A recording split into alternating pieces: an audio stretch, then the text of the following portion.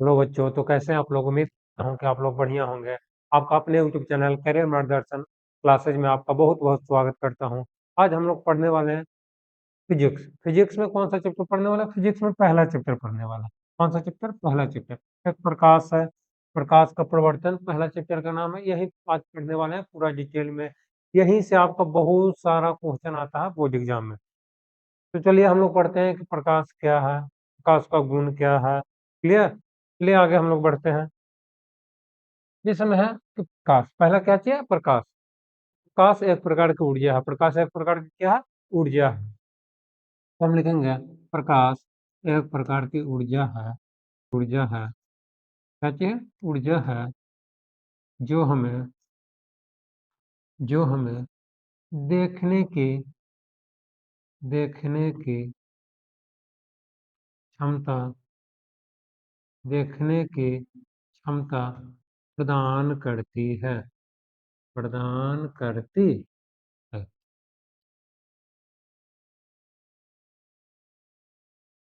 प्रकाश एक प्रकार की ऊर्जा है जो हमें देखने की क्षमता प्रदान करती है। कैसे की क्षमता प्रदान करती है? देखने की। जैसे हम लोग किसी वस्तु को देख रहे हैं, बिना प्रकाश या बिना लाइट को हम किसी वस्तु को नहीं देख सकते हैं। यहाँ तक क्लियर? प्रकाश की परिभाषा क्लियर है। अब इसके बाद पढ़ना प्रकाश का गुण। क्या चीज पढ़ना? प्रकाश का गुण। प्रकाश हमेशा याद रखना है, प्रकाश हमेशा सीधी रेखा या इसी को बोल सकते हैं सरल रेखा। कौन रेखा? सरल रेखा। तो प्रकाश हमेशा सीधी रेखा या सरल रेखा में गमन करती है। प्रकाश कौन रेखा में गमन करती है? सीधी या सरल रेखा में गमन करती है। यहाँ तक क्लियर? अब इसके बाद पढ़ेंगे अगला पॉइंट कि प्रकाश एक विद्युत चुम्बकीय तरंग है। कौन सा तरंग है? विद्युत चुम्बकीय विद्युत चुम्बकीय तरंग है। ऐसा तरंग है तो प्रकाश विद्युत चुम्बकीय तरंग है। एक मोस्ट इम्पोर्टेंट क्वेश्चन, प्रकाश का यानी कि लाइट का या प्रकाश में द्रव्यमान द्रव्यमान नहीं होते हैं। प्रकाश का द्रव्यमान नहीं होते। द्रव्यमान का मतलब सिंपल वजन या भार। प्रकाश का द्रव्यमान नहीं होते। अब इस एग्जांपल लेते हैं। अगर सोचो प्रकाश का द्रव्यमान होता तो हम लोग बाहर निकलते, जैसा ही धूप पड़ता इधर दब जाते, उधर दब जाते, नाक दब जाता, मुंह दब जाता। इसीलिए प्रकाश में द्रव्यमान नहीं होते हैं। अब आगे पढ़ेंगे प्रकाश की गति। क्या चीज पढ़ेंगे? प्रकाश की गति। प्रकाश की गति। प्रकाश की गति। प्रकाश की गति में तीन चीज पढ़ना। पहला निर्वात। निर्वात का मतलब होता है शून्य। निर्वात या वायु, या क्या चीज में? वायु में। तो निर्वात या वायु में प्रकाश का वेग है 3 गुने 10⁸ मीटर प्रति सेकंड। ये आपका VVI है। ये हर एक साल ऑब्जेक्टिव में बिहार बोर्ड में दिया हुआ रहता है। किसमें? मैट्रिक का एग्जाम में। प्रकाश का चाल वायु या निर्वात में कितनी होती है? आपका 4 गो ऑप्शन रहेगा, उसमें से एक ऑप्शन ए भी रहेगा। 3 × 10⁸ मीटर प्रति सेकंड होती है। अगला देखना है जल में। क्या चीज में? जल में। जल या पानी किसी को बोल सकते हैं। इसका है 2.25 × 10⁸ मीटर प्रति सेकंड। और एक चीज में देख लेते हैं कांच में। क्या चीज में? कांच। कांच में प्रकाश का वेग है 2 × 10⁸ मीटर प्रति सेकंड। यही प्रकाश की गति या प्रकाश का वेग हम लोग बोल सकते हैं।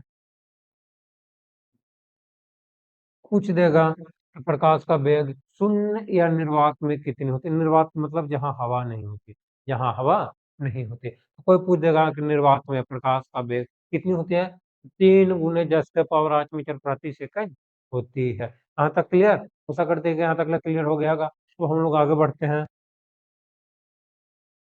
आगे पढ़ना प्रकाश का स्रोत। क्या चीज? प्रकाश का स्रोत। प्रकाश का स्रोत किसे कहते हैं?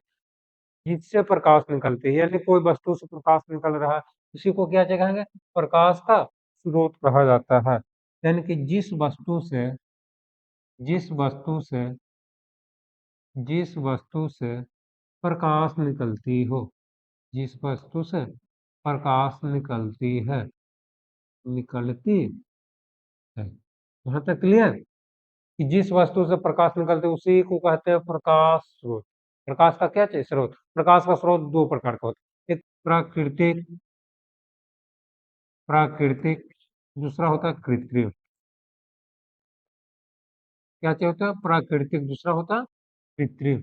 प्राकृतिक में जो ईश्वर ने बनाया है या जो भगवान के द्वारा बनाया गया है, जिसमें सूर्य तारे।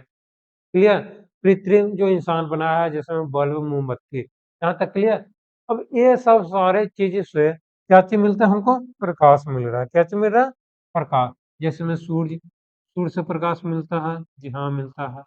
तारा, यहाँ देख लो बल्ब, मोमबत्ती,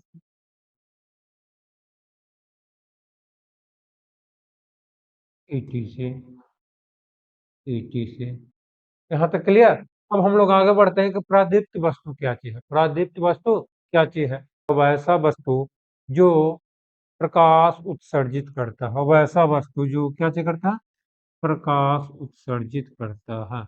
प्रकाश उत्सर्जित करता है।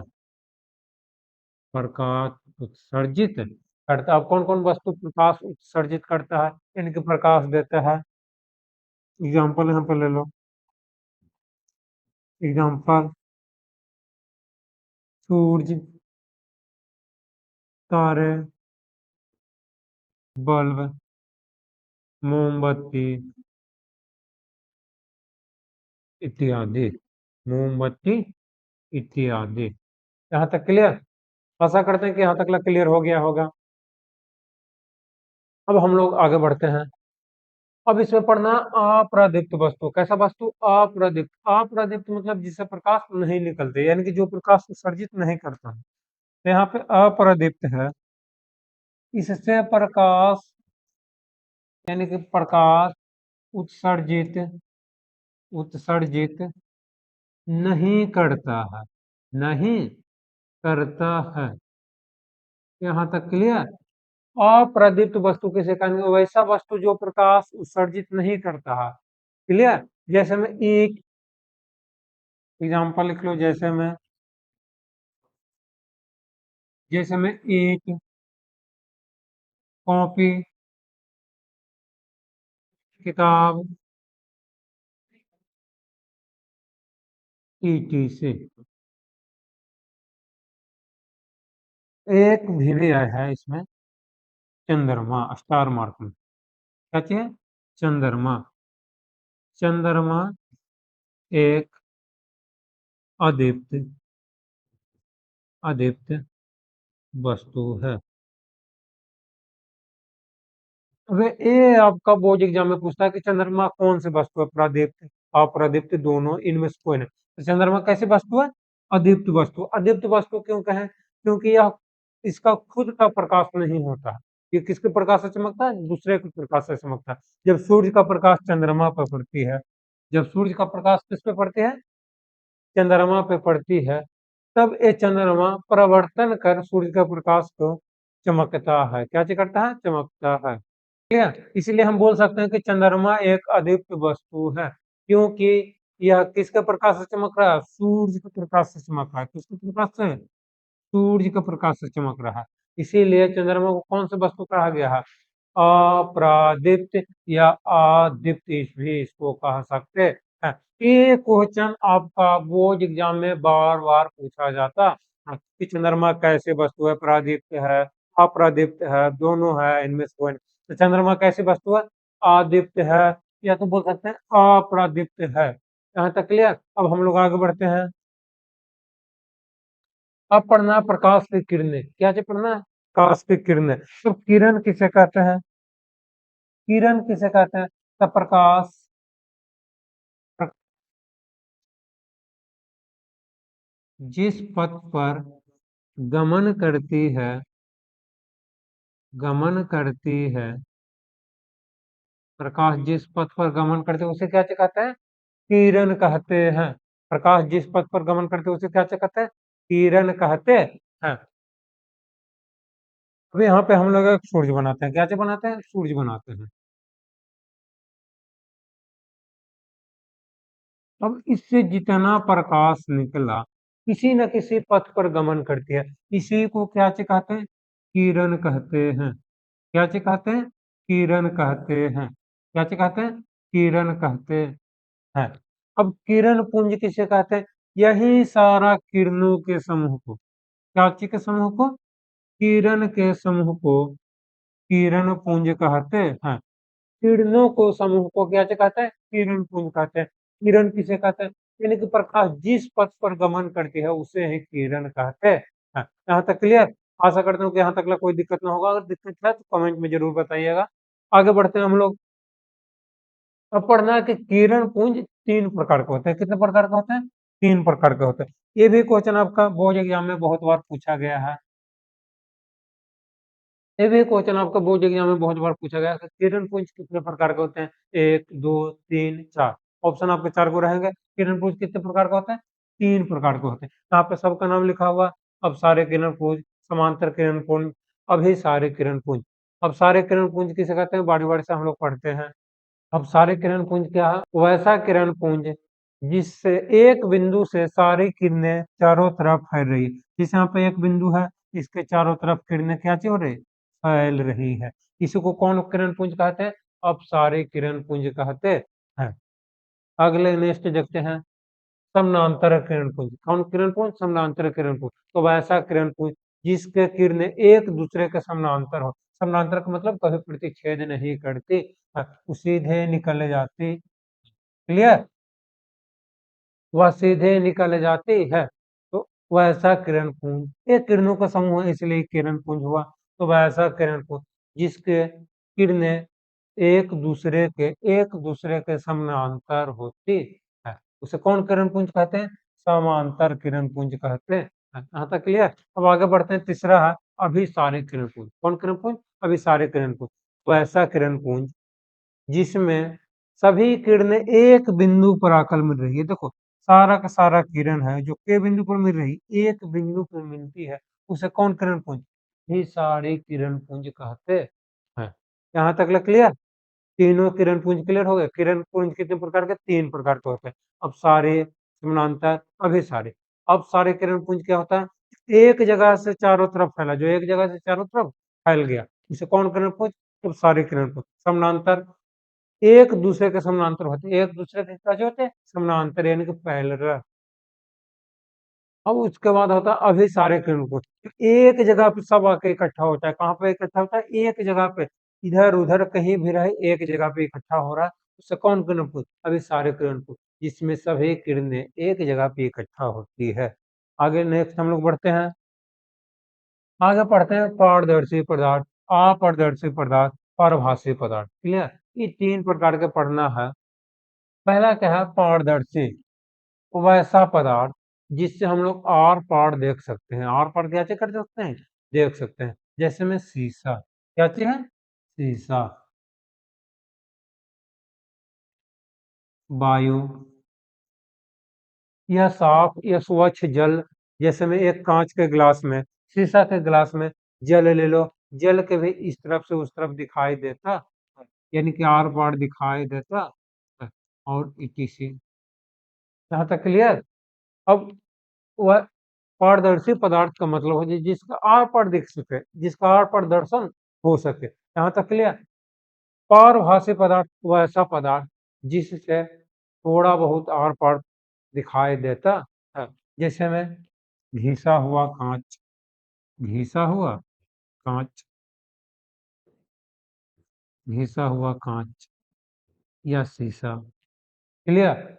अब कोई सभी कांच ले लें, उसको आधा घिस दे यानी कि रगड़ दें, और उसके आर पार देखें तो कुछ तह तक दिखाई देता है, कुछ तह तक नहीं दिखाई देता।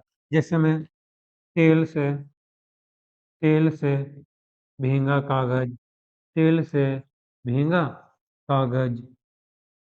और इत्यादि। अब ये सब सारी वस्तुएं हैं, सारे पदार्थ है जो कैसा पदार्थ है, पारभासी पदार्थ है। कैसा पदार्थ है, पारभासी। अपारदर्शी किसे कहते हैं, वैसा पदार्थ जिससे आर पार दिखाई नहीं देती है। जैसे में दीवार, ईंट, पत्थर, दीवार, ईंट, पत्थर इत्यादि। अपारदर्शी पदार्थ किसे कहते हैं, वैसा पदार्थ जिससे आर पार दिखाई नहीं देती है, उसे कौन पदार्थ, अपारदर्शी पदार्थ कहा जाता है। उम्मीद करता हूँ कि यहाँ तक ठीक ठाक हो गए, तो आगे बढ़ते हैं। चलिए नेक्स्ट।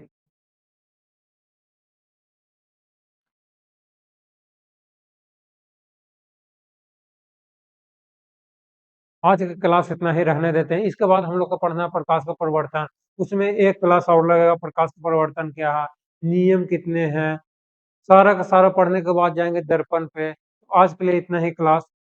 आपको क्लास कैसा लगा, अगर वीडियो अच्छी लगी हो तो एक लाइक, सब्सक्राइब और शेयर करना ना भूलें। धन्यवाद।